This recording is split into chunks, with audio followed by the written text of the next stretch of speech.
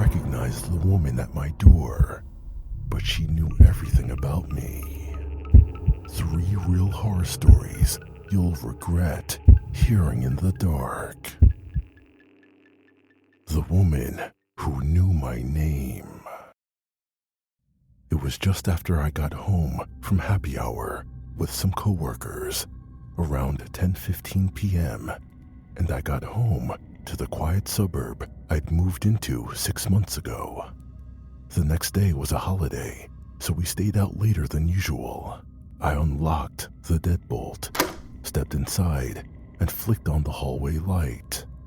The clock on the microwave glowed 10:18. Everything felt normal. I tossed my keys on my side table, peeled off my coat, and let the hum of the refrigerator fill the house. I still thought of this place as safe. 20 minutes later, the doorbell rang. My heart jolted because I wasn't expecting anyone. I glanced at the door window, saw no car in the driveway. I told myself it must be a late delivery or a neighbor. I opened the door. Standing there was a barefoot woman in a thin, dark dress. Her shoes were in her hand. She looked soaked through, like she'd been walking for miles. Her eyes locked onto mine in a neutral, calm stare. "Hi," she said quietly. "I'm sorry to bother you so late, but you're Chris Dawson, right?" I froze. My name. A stranger on my doorstep, calling me by my name. Yes, I said, stepping back. "Can I help you?" She smiled faintly. "Right, I thought so. I used to go to college with you, the business school program. You sat 2 rows ahead of me. I recognized you." I stared at her. She looked vaguely familiar. Maybe, but I couldn't place her. None of the names in my head matched her face. "I don't remember you," I said cautiously. Her expression didn't change. She tilted her head. "That's okay. Happens a lot." She shifted her weight. "I've been following you for days. I escaped. I remembered you lived here. I thought I could stay for just a little while." Nothing about this felt right. Every instinct in me said no. Something was off. What does she mean she escaped? Even now, I tried to rationalize it. Maybe she mistook me for someone else, or she misspoke. Maybe she was just confused. I looked past her, into the dark yard. The streetlight was flickering, crickets buzzing. A breeze pushed a low creak out of the porch beam. "Look," I said, "I'm sorry, you've got the wrong house. I don't know you." I started to shut the door, but she reached out her hand, gently touched the frame. "Please," she said in a low voice, "just inside, just for a second. I won't cause trouble." I hesitated. I glanced down at her shoes. Dirt smudged. A thin film of rainwater on her dress. My gut said no, but I still invited her in. Maybe I felt sorry for her. Maybe I believed her story. I unlocked the deadbolt and nudged the door open. I let her step halfway inside the foyer. She closed the door behind her. I locked the deadbolt. Chain secured. I offered her a chair and asked if she wanted water. She nodded. Her dress was soaked. She said nothing as I poured water into a glass. She just stood there in the entryway, dripping. Her soaked dress clung to her. She was just looking at me, but she didn't say a word. Until she did. "I remember your brother's wedding," she said. "Your mom made that blue tie for you. You were nervous about the speech. You almost dropped your notes. My throat went dry. It was my sister's wedding, not my brother's wedding." I froze. That was real and private, except for the mix-up between brother and sister. I never posted those photos anywhere. Only my family and a few friends knew. My mother's tie. I never told anyone about that detail beyond a few close friends? Did she see pictures? How did she know? My hand tightened around the glass. Where did you hear that? I asked. She didn't answer, just stood there. Her voice was soft. I listened. When I was hurting, I listened. You weren't there, but I remember. I felt the air change. The hum from my fridge seemed louder now. My pulse thundered in my ears. I stood up.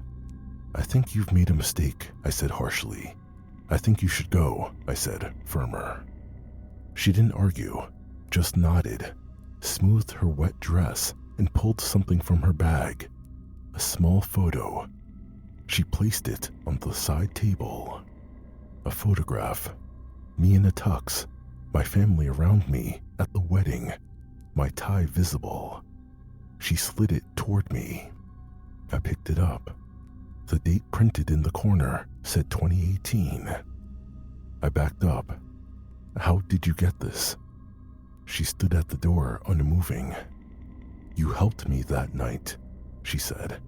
You didn't know it, but you did. And I found you. I slammed the door shut and locked every bolt. From the window, I watched her walk off into the dark.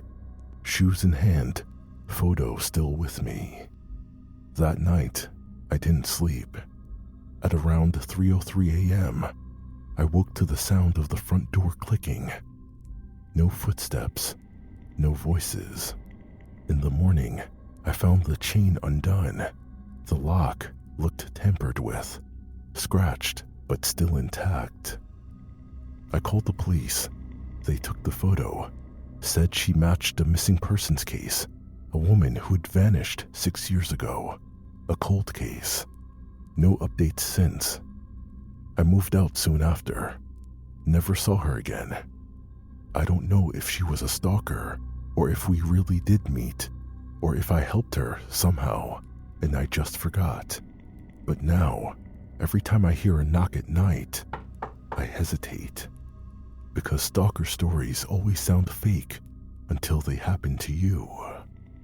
I've only heard of stalker stories about crazy ex-lovers on TV shows and in movies, but I guess I have one, or had one, or worse, still do.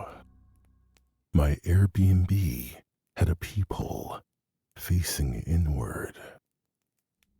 It was supposed to be a quick stopover, just 3 nights between contracts.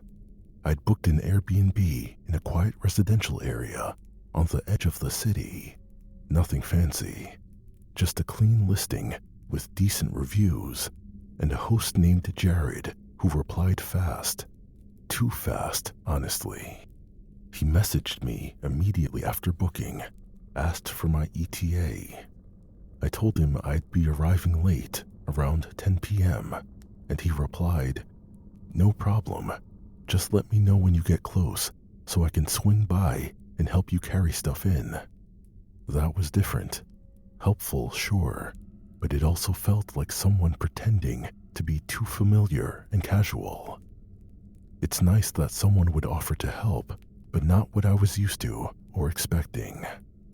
I just said, "No need, I travel light." The place was fine, sparse furniture, clean enough. A 1-bedroom unit in a duplex with a narrow hallway. There was a weird draft coming from the hallway closet. I figured maybe bad insulation. I microwaved some takeout, locked the door, and went to bed with my phone next to my pillow. I always travel with pepper spray too, just habit at this point. Around midnight, there was a knock. Not loud, just a few spaced out knocks. I froze. I crept over and checked the peephole. It was Jared, the host. He was standing there in a red hoodie, holding something under his arm. He looked like he was trying to smile, but it didn't reach his eyes. He said, "Hey, sorry, forgot to drop off the box fan. I saw your car out front and figured I'd catch you." That made no sense. First, I never asked for a fan. Second, He hadn't mentioned anything about it before. I didn't answer, just watched. After a few seconds, he muttered, "Okay," and slowly walked off. I didn't sleep. I kept thinking, he has a key. Would he come back and use it? And was that even really him? The next morning, I noticed something strange. The hallway smoke detector, one of those dome-shaped ones with a test button, was blinking red, not the usual green. I got a chair and climbed up to check it. It wasn't even wired. It was hollow. Inside was a tiny plastic lens mounted into the plastic shell, like a peephole, facing into the hallway. I checked the closet across from it. Empty. Just a few dusty coats hanging. But behind the coats, there was a small hole drilled into the wall, maybe half an inch wide, cleanly cut. I backed away. My heart was pounding so loud I could hear it in my ears. I grabbed my stuff and tried to get out of there. I tried calling a friend. My phone wouldn't dial, not even 911. That's when I noticed the router. It was unplugged, and the plug had been cut. I grabbed my pepper spray, shoved everything back in my bag, and walked straight to my car. Before I left, I turned around, just to look at the place one more time. There was something new. A sticky note on the inside of the window, in Sharpie. "Why didn't you open the door?" I didn't look back. I just got out of there as fast as I could, threw my bag in the car, and checked into a hotel that same night. I didn't care about the money. I just wanted to feel safe again. I followed up with Airbnb. What I found out made it worse. Way worse. There are a lot more scam listings than I ever realized. Some with fake names, some that vanish the second you report them. Now, I never stay in an Airbnb alone. Only if someone's with me, a friend, family, anyone. And when I travel solo, I stick to hotels, always.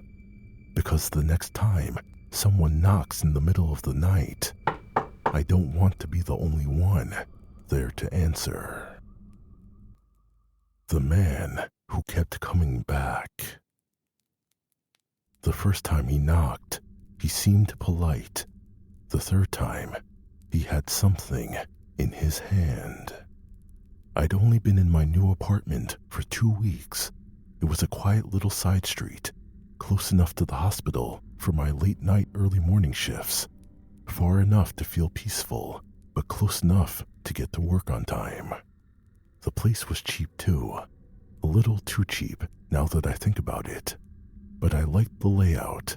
2 bedrooms, 1 bathroom, fenced-in yard. My neighbors were never home. Perfect, I thought. The first time I noticed him, he was just walking by. Middle-aged guy in a red windbreaker and a black baseball cap. He looked like someone's uncle.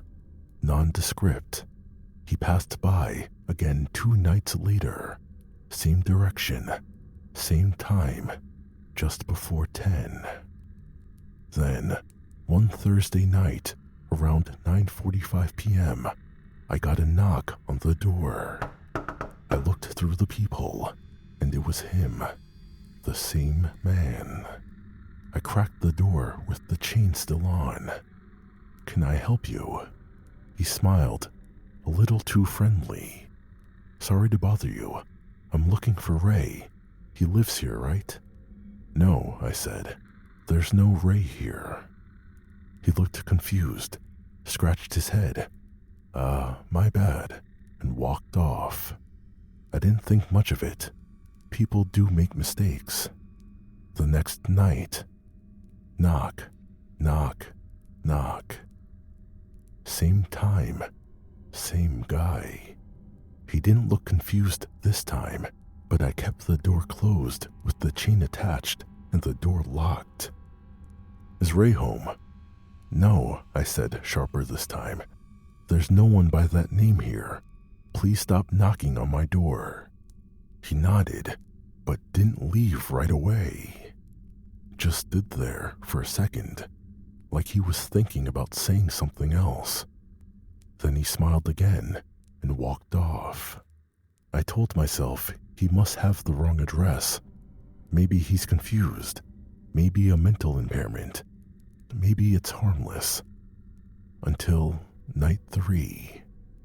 This time, the knock was louder, more impatient. I didn't answer, just watched from the living room blinds. He stepped off the porch and started circling the house. He had something in his hand, a long metal flashlight.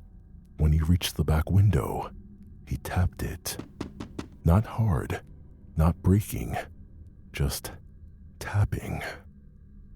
I crouched down and dialed the police. They came, took a quick look around, and talked to him up the street. I watched from behind the curtain. He kept saying, "I thought Ray lived there." They told me since he didn't break in or threaten me, there wasn't really much they could do. After that, I installed a camera, one of those motion sensor doorbell cams. 2 days went by, nothing. I thought my problem was solved. Then Sunday night, on one of my nights off, I woke up to my phone buzzing at 2:41 a.m. Motion alert. I opened the app. There he was, standing at the bottom of my porch stairs, just staring up at the house, not moving. No knock, no sound, just watching. He stood like that for almost 2 full minutes, then walked away.